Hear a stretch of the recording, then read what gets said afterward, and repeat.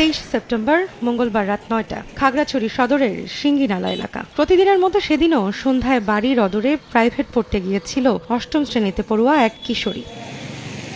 Routine মাফিক রাত ৯টার দিকে বাড়ি না ফেরায় শিক্ষকের বাসায় যান মেয়েটির পরিবার। জানতে পারেন ছুটি হয়েছে অন্যদিনের সময়সূচি অনুযায়ী। স্থানীয় বাসিন্দাদের নিয়ে এলাকায় অনেক খোঁজাখুঁজির প্রায় ২ ঘণ্টা পর রাত ১১টার দিকে অচেতন অবস্থায় কিশোরীকে পাওয়া যায় একটি ফসলের ক্ষেতে। অভিযোগ ওঠে কিশোরীটিকে সংঘবদ্ধ ধর্ষণের। এ ঘটনায় অভিযুক্ত একজনকে গ্রেফতার করে খাগড়াছড়ি সদর থানা।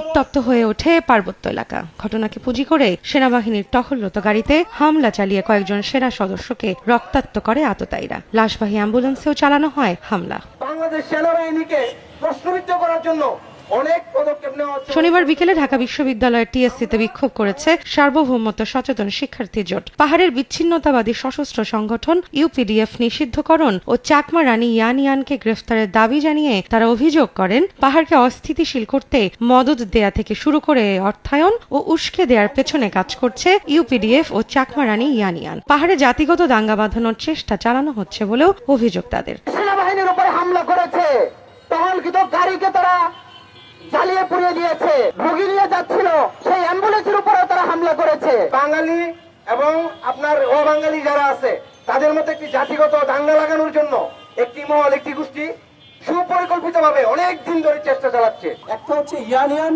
আরেকটা হচ্ছে ইউপিডিএফ। এই পাহাড়ে আজকে যে অস্থিতিশীল পরিস্থিতি এই জন্য দায়ী।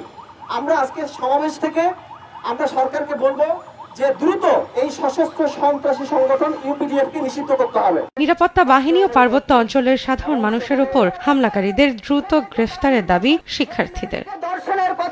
রৌনক নিয়ন্তা, সময় সংবাদ, ঢাকা।